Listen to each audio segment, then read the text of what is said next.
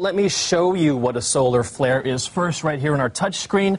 Basically, it is a huge explosion in the sun's atmosphere that can have the bang of up to 100 million hydrogen bombs. Now, take a look at this great video from NASA, too. You can see that burst of energy all around the sun that occurred on Valentine's Day and was the most powerful flare the sun has emitted in the last 4 years. Now, this right here is a close-up. It's from NASA, and it shows the flare coming out of the southern hemisphere of the sun. And this explosion should just be the first of many in 2011. This year, the sun is actually headed into the peak of its 11-year activity cycle, and that could mean some bad news for us here on Earth as we get way more charged particles from the sun hitting the Earth, especially if you have a cell phone, take flights, or use electricity. So pretty much all of us here are going to feel this brunt. Now, earlier, I spoke with the head of space weather here at the Hong Kong Meteorological Society about the potential damage. He told me that transformers in electricity grids could short-circuit and explode because of solar flares. That's because most transformers are connected in series. So if one transformer blows, then the whole chain of transformers could blow,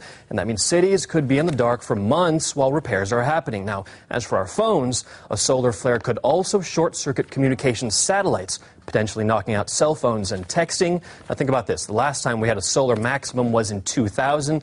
Since then, we've come to rely on our technology much, much more. Andrew? A world without cell phones. Interesting. Some people quite like that, Rami. But, I mean, yeah, fair point. I mean, obviously, electricity, cell phones. What about air travellers? Is it going to impact on plane travel? You know, that's a good question. For frequent flyers especially, they will be affected. A solar flare actually would give you a very unhealthy dose of X-rays. The February flare we just had actually caused flight diversions away from the North and the South Poles. The atmosphere is actually thinner up there in those higher latitudes. That means less protection for passengers. Also, flight diversions mean longer trips around the equator and higher fuel consumptions, which mean higher costs that will probably be passed on to you, the consumer.